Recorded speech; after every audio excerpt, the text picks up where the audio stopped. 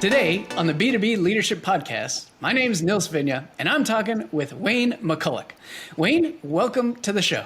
Hey, thanks, Nils. I'm really excited to be here. Thank you for inviting me. Hey, my pleasure. I'm super excited to dig into all things leadership with you. But first, would you mind sharing a little bit of background about you, where you are today, what your role is, and so the audience can get to know you a little bit? Yeah, absolutely. So I've had two careers in my life. First half of my career was in B2B software around training enablement, adoption, education, that kind of stuff.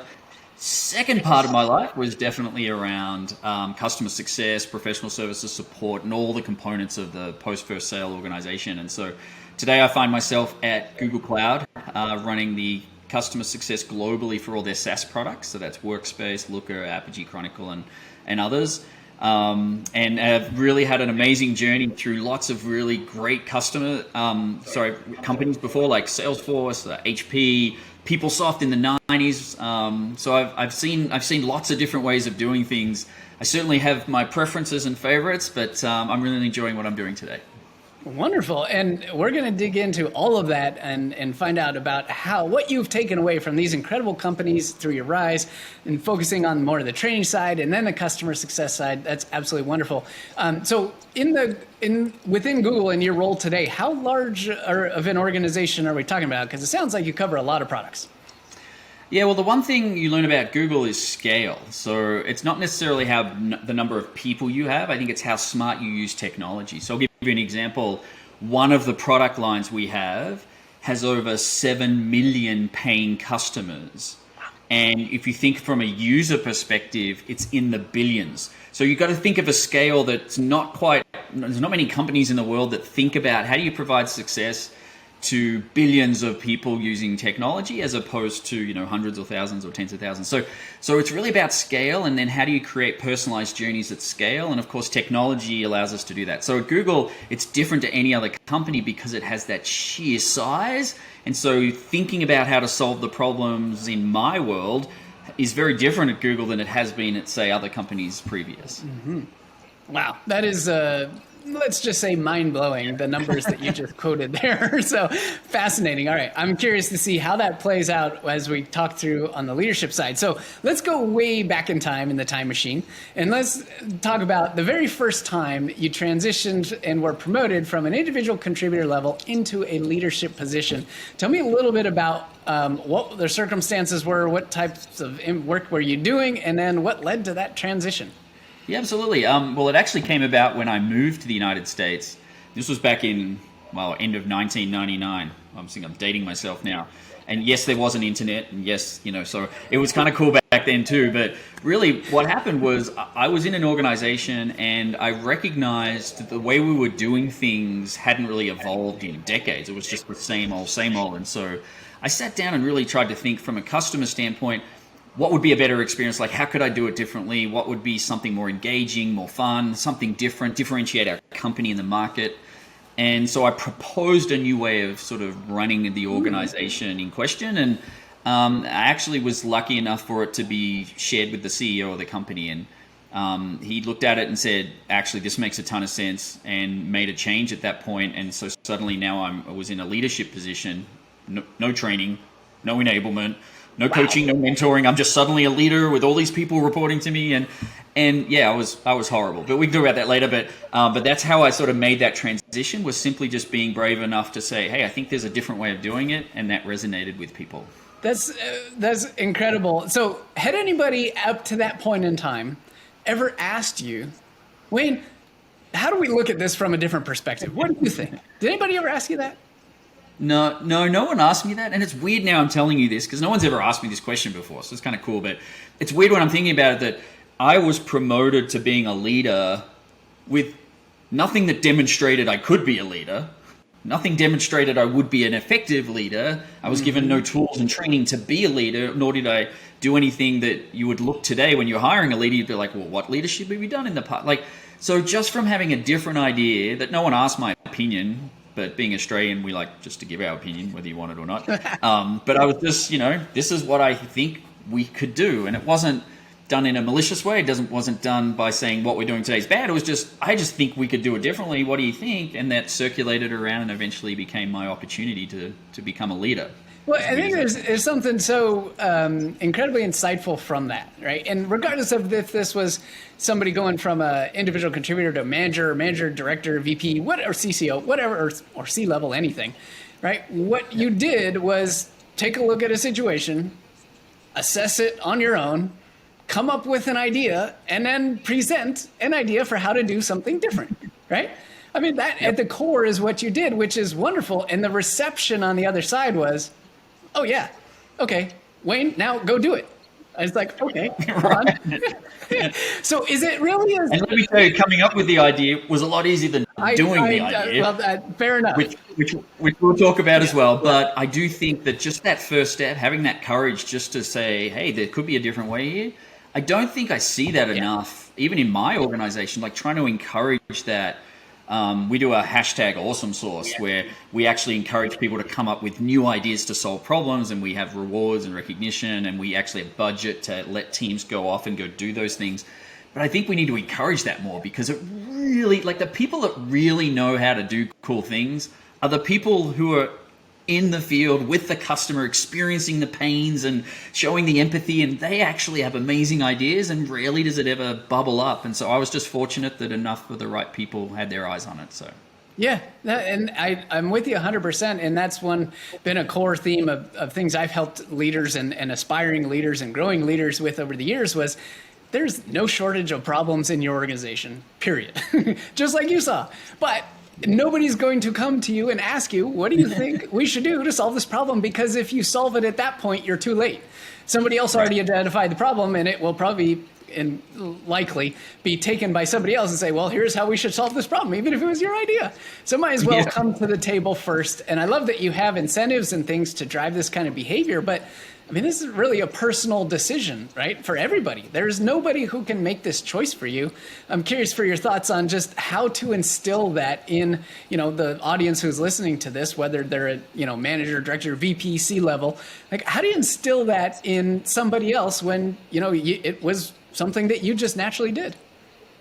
Yeah, well, one thing I'll say is, like, and there's a phrase that's going around a lot, it's around psychological safety, right? Creating an environment for people to feel safe, to express their feelings and thoughts. What I wanted to do was sort of formalize that a little bit, create a program that enabled people to just randomly pick any problem in their organization and say, I think there's a better way of doing it. And it gives people a voice, and it gives them permission to spend time, not their day job, but to actually carve out time in their day and say, I'm going to go work out this. I got this great solution to this problem. I'd like to A, identify the problem. That's a good thing. Yep. And then B, suggest a solution. And people in any part of the org, from leadership down to individual contributors, can all participate. Yeah. And what comes out of that is not necessarily the new groundbreaking, innovation that you've been hoping for all your life. It actually is just, wow, look at all the problems we have. That's the first thing you see when all these submissions come in. And then secondly, there's really easy solutions to some of it. They're not complex. They look complex, but when you dig into it, the person has an elegant design or solution, or technology can solve it. And ultimately, I think just creating a program, an actual formalized way, gives people the permission to actually put time into it and effort.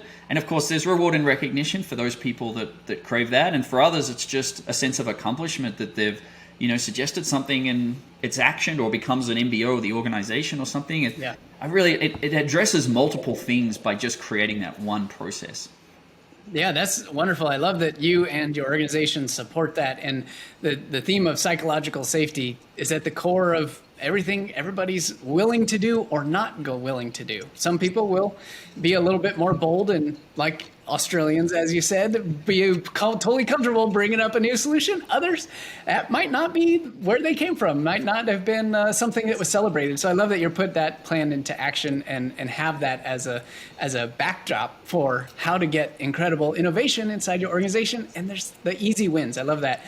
Like, all the problems that we face, they don't always require silver bullets, right? Sometimes they require the 1% improvements as opposed to the 50 or 100% improvements.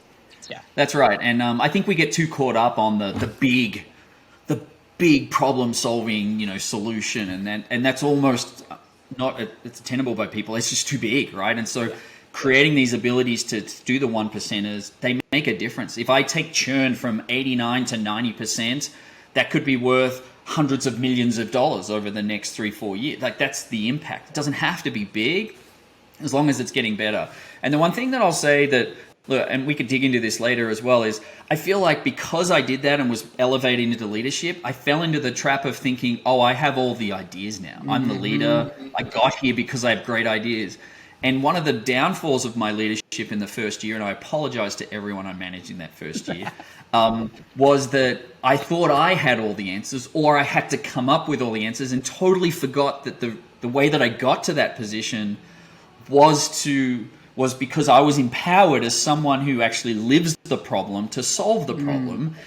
And it took me a little while from the maturity curve to work out, oh, I should be letting the team solve the problem. My job's not to solve every problem. Just because I got to this position because I did that doesn't mean that's my job now. And so that was a trap I fell into. So I just wanted to flag that as an early learning for me in my leadership journey. You answered my next question, which was, well, what happened when you got promoted into there? And both there's the pro side and things that went well, and then there's the challenges that you faced. Where was the realization that you were going about things the wrong way, that you had all the answers? Was there a pivotal moment or something that happened where you realized, wait a second, I'm not going about this the way that actually got me into this role? I'm doing something wrong. So it came down from my coach, mentor, my manager at the time, who's the CEO of the company. And he sat me down, he's like, Wayne, he's like, you're brilliant, you're great, you're charismatic, you're all, and I'm like, oh, I'm getting a pay rise. This is good. I'm enjoying this conversation immensely from the CEO of the company.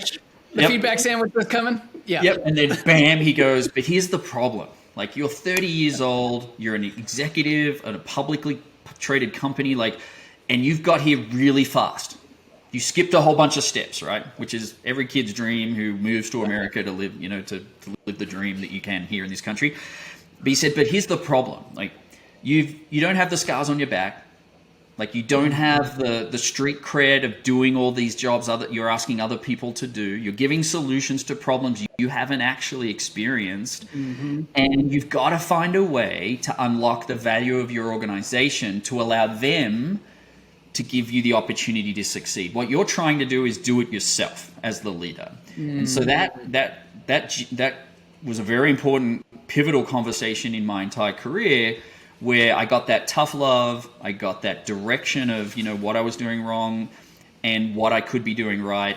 Just exactly what you need from a coach at that point. And from that point on, I was able to sort of, shrink my head back down so I could get through the door and start to look a little more internally and saying, am I being the best coach? Am I being the best leader for my team? Am I allowing the best people's ideas to surface? Am I creating an environment where people can create the successes for themselves, for the organization and our customers? And when I really looked at it, I wasn't. It was a hard reflection and you feel a little down for a while. But ultimately I said, okay, I've been given this amazing opportunity to do it differently and do it again the right way. And I was able to take that. And I think from there, my career really started to take off. What a pivotal conversation and some incredible feedback from your then CEO that changed the course of your career and your entire life. Yeah. Right? Had you continued down that path, might not even be talking today, right? I don't think so. I don't think so. Awesome. Wonderful. And that element of, being in a leadership position and not having the answers, I mean, that is above and beyond is one of the most pivotal lessons that I've learned and have worked with my coaches and the people that I've coached as well, because frankly, you're never going to have all the answers. But if you help other people discover the answers, they will be infinitely more committed to them and they will follow you because they know that you can help them get to another place they might not have been able to get to on their own. Absolutely. My favorite quote, I think one of my favorite quotes is, none of us is as smart as all of us. Yep. There we go. Done. And it's funny because we talk about this in it's like in a simplistic form. So let's break this down into something that somebody listening could actually put into practice going into some initiative, project, meeting, something else with other members of their team. Whereas maybe they've approached this from well, I was put in this position to have the answers. How would you guide them? How would you coach them in what to do in that next interaction to embody this sentiment of just, everybody else has the answers, not you? Yeah, look, it's a very vulnerable moment as a leader. Now, I'm not saying I get up there and say, hey, everyone, I don't know what's going on. I have no idea what to do.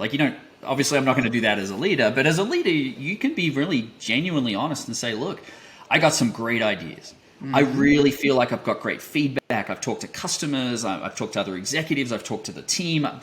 I have a vision of what I think is possible. What I'd love to do is share that with you. And I'd love for you to tell me if I'm on the right track or if I'm on the wrong track. I just be open and comfortable and feel that you can tell me, because I don't know. And before I go out and tell the world this, I need us as a team to believe that this is the right approach. And so that collaborative nature of solving problems, and sometimes it's frustrating as a leader. You want to move fast. I got to solve this problem. It's a burning issue. I just got to get the fire truck and start putting it out. And the reality is sometimes you have to go slow to go fast, which is a phrase you hear all the time, but I really understand that meaning, which is if you just take a step back, involve a few more people, get some more insight, that can make the difference between a good idea and a great idea. And as far as buy-in from people understanding, people even coming up and saying, you know what, I'm not really sure it's the right way, but I do like the way you went about it. Thank you for including us. Those sort of things as confirmation that you're doing the right thing. So for me, it really is about involving the people, giving them an opportunity to have a voice. We talk about, disagree and commit. It's okay to not agree with the way forward.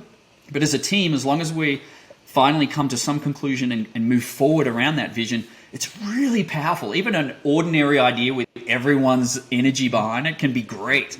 It doesn't have to be the best idea as long as everyone is actually executing against it. And again, that was a hard lesson. I just didn't believe that was true, and I didn't want to bank my career on getting it wrong. And I put all this pressure on myself I didn't need to, and I excluded all these people that I shouldn't have in order to go achieve goals. So it's counterintuitive. You become a little more insular and protected, but you don't get the results you're expecting or need because of that. And so it's tough having that vulnerability as a leader, for sure. That's incredible insight based on your experience. Thank you so much for sharing that and the guidance on how to actually go about doing this. So let's talk about just one of your promotions. You've received many promotions throughout your career at some of the incredible companies, most incredible software businesses in the world, period. You've received lots and lots of promotions. So I would love to hear about one pivotal one that was just unique and kind of you felt and just really proud of. And what was that promotion? What was related to it? And how did it all come about? Well, it sounds like I've had a lot of promotions. I don't think I've had a lot of promotions, but I certainly have been on a journey of increased responsibility.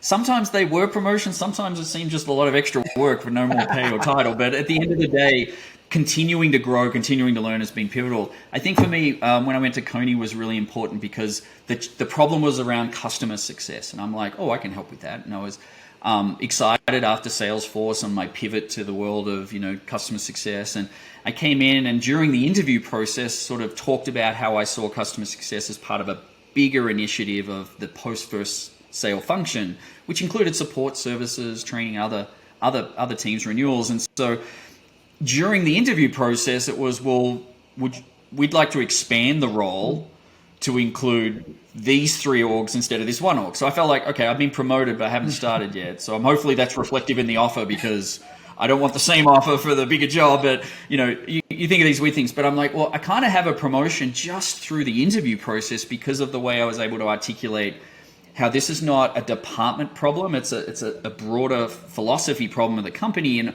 many people are needed. And so creating that common vision, when I started and we started implementing, getting immediate results, immediate feedback, whether it was NPS scores, which I would never do today, but I did back then because that's what they did. whether it was revenue retention, all these CSAT on the support side, like we immediately started to see an uptick by really being customer centric.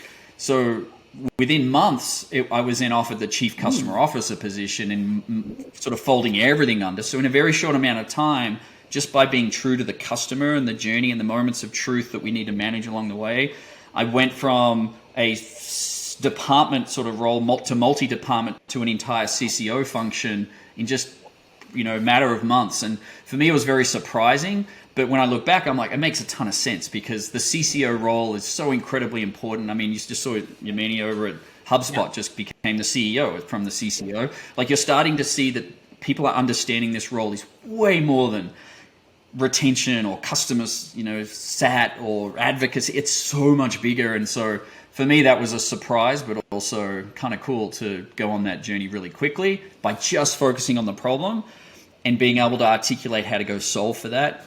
Massively, massively impactful in the company.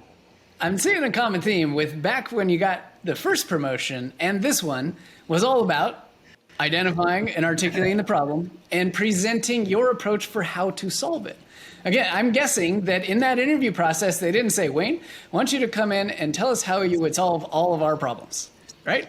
It was, no. Hey, why don't you go for a VP of customer success interview? And you're like, okay. But through that, boldness and bringing your ideas to the table, they saw in you a different capacity than maybe they even thought was there before. Yeah, and it came about by simple things like saying, are you seeing this problem over here? Mm-hmm. And they're like, oh, yeah, we have that problem.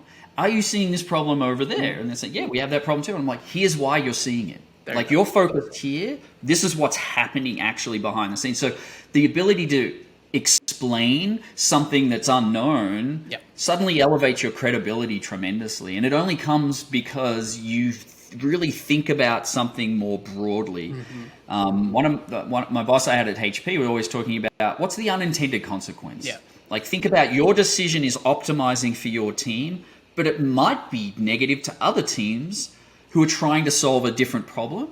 So thinking more broadly about my decision in this organization is going to impact how. I need to go talk to those people. And so I was really lucky that, that bit of advice caused me to stop and say, I don't operate in a vacuum. My team doesn't operate in a vacuum. Our customers certainly touch lots of the org. So understanding how the pieces fit together gave me the ability to explain problems that other people didn't get, which instantly means, wow, you could do more. And I think that's one piece of advice I'd give people too, which is, I always say in your career, you're a mountain climber, explorer, or deep diver. You either want to be the CEO, you want to try all different jobs and roles, or you want to be the best that you can be at just that role and be there forever because you love it, right? And for me, being an explorer is an important part of your career journey and understanding how other functions work. If you want to be a mountain climber, you've got to understand how all the pieces fit together. You don't have to work in that group, but just talking to those people, spending time, you learn empathy for how difficult their jobs are because you think your jobs are the hardest and you're always, underfunded but everyone in reality is. And so understanding that really helped me become the mountain climber when I hit that stage in my career. So that's incredibly insightful. And just the act of in the interview situation, which you've highlighted perfectly, and which ultimately we are effectively interviewing for our next role all the time, right? Because there's a lot of eyes on any leader, whether you're in a leadership position or not. There are eyes on you, like who's bringing the ideas to the table, who's pushing the envelope, who's moving us forward. But in an interview situation, I love that you ask the questions about what kinds of problems they're experiencing in these other areas. And this is one of the most powerful tools I think that leaders have if you're going into a new position or you're interviewing for another position within your same company, is treat it as a discovery session, because what Wayne just described, you can 100% do if you ask the right questions, highlight the holes, and then come up with a solution for how you would address and solve those problems. Changes the dynamic of an interview completely from a one-sided, I have all these questions to ask you, candidate, to a conversation and saying, wait, you know a lot about this. I want to learn some more. How do I learn more from this experience? So that was just phenomenal example of putting that into action. The question is, did you really know you were doing that at the time? I think for Coney, yes, absolutely. Earlier in my career, I've done it. It sounds like I've done it twice, but I've done it almost Lots of every times. interview I've ever done. But I didn't realize until I came out of Salesforce, and I'm like, you know what? I think the way that I approach interviews is all wrong. So I do all the research on the company. I do all the research on the department. I come with my stock standard answers that I think make me look cool, like, whoa, what keeps you up at night? Like, and every candidate asks that, and everyone sort of rolls their eyes and goes, well, that's why you're here, right? Because no one's doing this job. And so I'm like, that doesn't differentiate me in the interview process. What differentiates me is capabilities that typically don't come out in an interview, other than what they are asking you as an interviewer. They're asking you a set of questions and calibrating you against others. And I'm like, oh, I got to break out of that. I got to demonstrate I have a much broader set of capabilities I can bring to this company, either to be used now or later as the company wishes. That creates a versatility in a leader that separates you from, this person's done this for 20 years and they're awesome. And I'm like, I'll go up against that person all day long because I think I can match maybe 80% of what they're great at, but I have all this other capability that person doesn't. And that's what gives me the advantage. And so once I worked that out going for interviews since then, I've been very conscious about how do I demonstrate my value to them without sitting back and saying, I've done this, I've done this, I've done this. Because it's different at every company.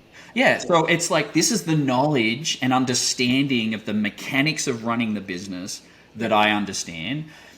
That's my value. And then once I understood that, my interviews became a lot cleaner and crisper, and I've been very successful in interviews since then. And then you get promoted even before you start the job. So that is the single best time to negotiate also, right? Because you haven't technically agreed to anything. You're like, wait, this is a little bigger scope than we were talking about. So let's talk about the term.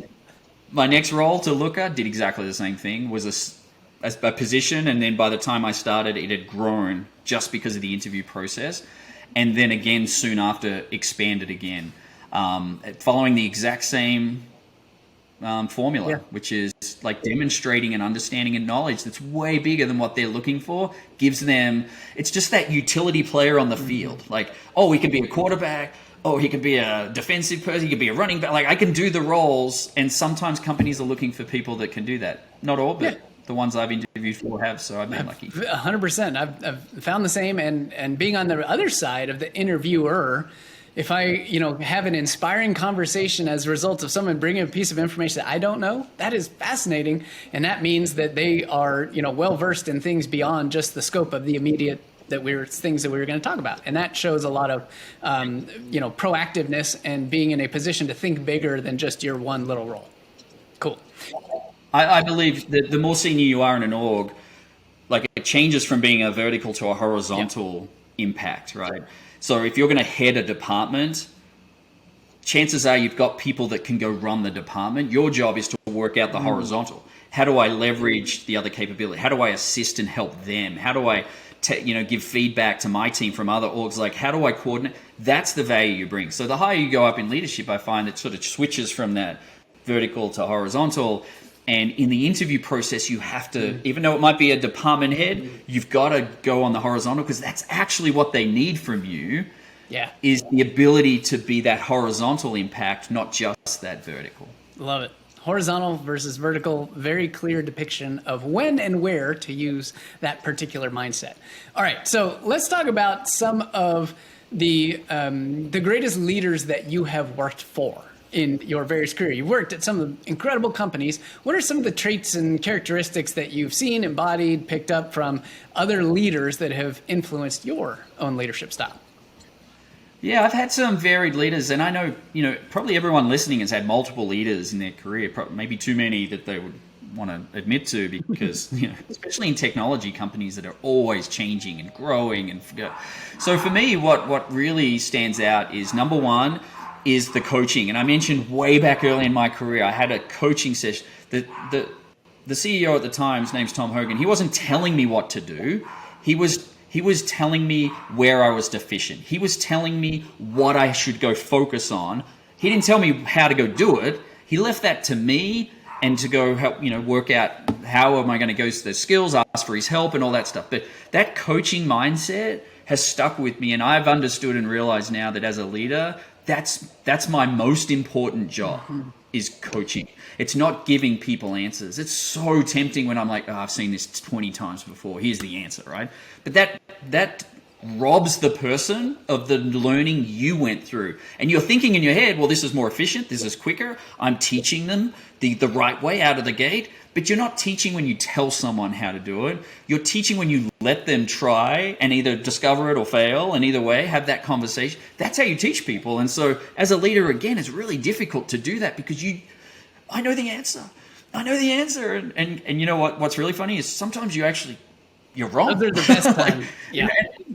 Right. And over the years, the amount of times you're wrong gets less, but ultimately that learning piece that I went through, that to me is number one. I think things like accountability, we don't have enough accountability from leaders. In fact, or they hold people accountable without the coaching, which is almost as frustrating, right? They either don't hold people accountable and let them get away with stuff. Other people, superstars, pick up the slack, or they that's horrible. That destroys morale. That robs you of having another leader that can actually be autonomous and go drive the business. So that accountability also works on the other side, which is you can't hold people accountable if you're not coaching them the right way and giving them the right tools. And that also happens, and people become scapegoats, and poor leaders typically will use that like, oh, they're just not performing, but they haven't done anything to even help that person. They're just assuming they know it all. And I think the third one would be empathy. Not just, look, I've been in some situations in my personal life where I'm like, things are tough, right? Bad things happen that have nothing to do with work, and they're going to impact you at work. There's none of this, I'm a work person and I'm a home person. I'm a person, right? So, and having the ability for leaders to talk to the leader about it, and then have that empathy and just sort of saying, how can I help? Not go take some time. I hate that. Like, go take some time off. And I'm like, sometimes that's not the right thing. I need to be engaged. Yeah. I don't need to be focused on this really sad thing that happened over here. Like, I need to be distracted. So things like, how can I help? What can I do to get you through this? Like, what do you need from me? Those are the questions that I find and that demonstrate that empathy from a leader that really understands that everyone is different. Everyone needs something different. Their job is not to offer the solution. Their job is to ask me what the solution is for me. And over time, I've worked with some people like my manager previously to the one I have now. I've worked at 4 companies with. The CEO I mentioned, I've worked at 3 companies with. Like, you get to know each other, and so that empathy can shift a little, but ultimately having that empathy is important. And then finally, I think gratitude. So the best leaders I have are very conscious of thanking any success they have, in recognizing where that comes from. Sometimes it is the leader. Sometimes the leader came up with the amazing idea, and that's fine. They should be allowed to be proud of that moment, right? That's important. But most often, as a leader, most of the best ideas are not yours. The execution of the ideas was not you. And so that gratitude of people, appreciating the vision and executing, having successes, but also the gratitude of other people assisting, supporting, helping, going out of your way to say if something great happens, like a CSM gets an amazing advocacy asset built that gets put out on the web, you go thank the CSM and you give them prizes. But what about the marketing person that actually wrote the collateral? What about the web team that put it up on and got all the ability to scale? And thinking through, when I thank someone, usually there's more than one. And so being able to just reach out, and even if it's just an email to their boss and copy them, or to them and copy their boss and just say, you're amazing, thank you so much, you rocked it. Their boss gets to see that and they feel like, oh, I'm just doing my job. But like, it just, that moments of gratitude are so easy to do. They don't cost money. Those 4 things, I think, for me, are what, when I look at leaders, I mean, you can look at vision, execution, all that sort of stuff, but ultimately those 4 things for me is what I look for in any leader I'm going to go work for is there evidence that they've demonstrated those 4 characteristics? Just so perfectly said. Coaching, accountability, empathy, and gratitude. 4 incredible elements of leadership, as you heard from Wayne's stories. That coaching element is really the foundational piece and why you and I see eye to eye on so much of the leadership stuff, right? Is you can't, if you don't have the answer, you're forced to ask questions. When you ask questions, you get better insights. When you get better insights, you can present a better potential solution or a better vision or whatever it is, right? But that's nothing without accountability, which is nothing without truly understanding where somebody else is and helping them with the empathy, and then thanking them all along the way. So I love how it actually all builds on each other. You could probably make a little circle diagram. Yeah, it might be parts of our next book that we're going to collaborate on, right? Absolutely. I'm like, that's really, I accidentally came up with that. So I need more conversations with you, because I feel like you know how to position it and explain it better. But to me, like, literally those are the four. And I didn't know that until really late in my career. So anyone who's new in their leadership role, I really sort of say, sit down and say, why do you love working for this person? What is it about that person that really motivates you and gets you excited? Take those characteristics, and in your next role, you're interviewing your next leader to see if they have those. Not if you're the right person for that role, not like if that's the right company or job. Like your first decision's got to be, is the person I'm going to work for have the characteristics that help me be a better leader and manager. And for me, I didn't learn that till late in my career. I wish I had learned that earlier. So hopefully that's helpful for some new leaders out there. Oh, 100%. I think it's helpful for any leader at any stage, because let's face it, we've all been in situations that we've gotten into, whether at manager, director, VP, C-level, where that alignment with the person we reported to wasn't exactly ideal. Or maybe something happened in the organization and all of a sudden we report to somebody new. And it's a great litmus test as a way to fall back and say, okay, I need to reassess. Am I still going to be as effective here? And for me to be effective, I have to be able to perform at my best. For me to be able to perform at my best, I got to have somebody that I work with that embodies these kind of characteristics, whether they're Wayne's for or some other alternates, adjustments, variations. But at least you have a scorecard, if you will, of what it takes to work with you to bring out your best. Then you can always be in a position to make a confident decision about this is the right place, or maybe I need to explore another option. Yeah. It's funny, like you ask someone and say, hey, what's your favorite movie? Or what's your favorite 3 movies? And people are like, oh, that's cool. And they'll come up with 3, right? And you're like, what's the 3 favorite characteristics of a manager you've had? Stump. And I'm like, right. Kind of important. That's your job, your career. It's where you make money for your family. And but so something as trivial as what's your favorite movie, everyone kind of knows what their favorite movie, but no one takes the time to think about, well, what are the characteristics that I love about a manager? And so it's strange when you think we've separated work and personal, just like, even though they're blended together and we work from home these days and everything's sort of meshed together, we still think of them very differently. But I'm like, some of the care and attention you give yourself in your personal life, you can do on the business side, and vice versa, or on the business side, some of that operational rigor and governance and discipline you have to have. Sometimes I don't have that in my personal life. And I think we can learn from each. And so I don't think of them as separate. I just think of them as opportunities to experience things and then sort of switch them over and say, well, what works over here? Let's see if that works over there. And but that's for me, knowing what you really love from a leader and a manager, that should guide you as to making decisions on next roles and jobs and companies. It's one of the first things that I look at for sure. Wonderful insights. All right, so let's shift gears to the advice piece. Let's take a second and again go back in the time machine. You're having a conversation with everything you know today, but with yourself at that point at which you got promoted into that first leadership role we talked about earlier. What is the single short snippet piece of advice that you would give yourself as you got into that incredible role where you were now responsible for executing this plan that you developed? All right, time machine, go back.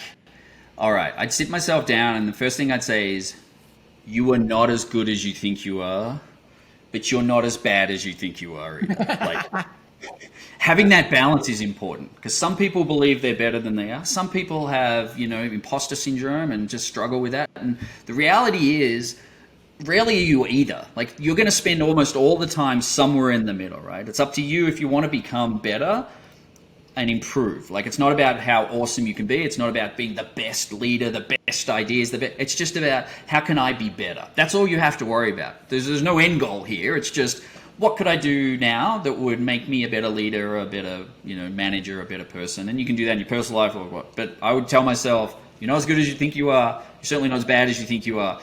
But you always have to challenge yourself to be better. Sounds cliche, but totally the advice I'd give myself, because even though it's cliche to you and me, because I don't know, we've been around a little while and we've seen a few things and we've like, oh, that's actually true. That's why it's a cliche. That's why it's still around as a cliche. Right. But when you're young, like, you know, you don't have that experience. And so you have to learn it. And so if I could give myself that advice, that would help. I think secondly, one of the things that I actually had some people say, if you want to get promoted, you want to demonstrate value, like go find something you're really passionate about inside the company, go for it and go make it great. And I did that a couple of times and nothing really happened. I just worked a lot of extra hours and, you know, it was interesting, but I didn't. Go find what your manager or your manager's manager is really passionate about and go do that. And while it sounds painful because you're like, oh, I don't want to go solve that problem, that's not fun and interesting to me. Like, it's not about you at this point.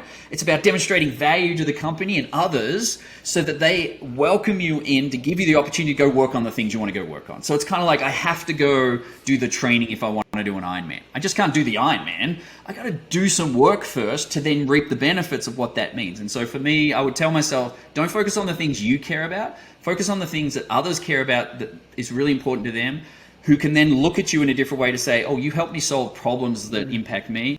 I need you to have more responsibility. I need you to be across some of these other challenges. I want to engage with you to find out what other ideas you have.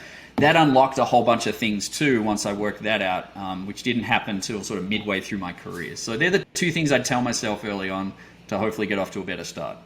Love it. Love it. And if there's one thing that every leader wants is people who work for them, whether they're leaders or individuals, who are really good at helping them solve more problems. Because the only guarantee in leadership is that there will always be more problems. It's never going to be perfect. It's never going to be done, but problems will exist. The better you are at solving problems and the better your team and your department and your organization, whatever it is that reports to you is at solving problems, the better off you'll be.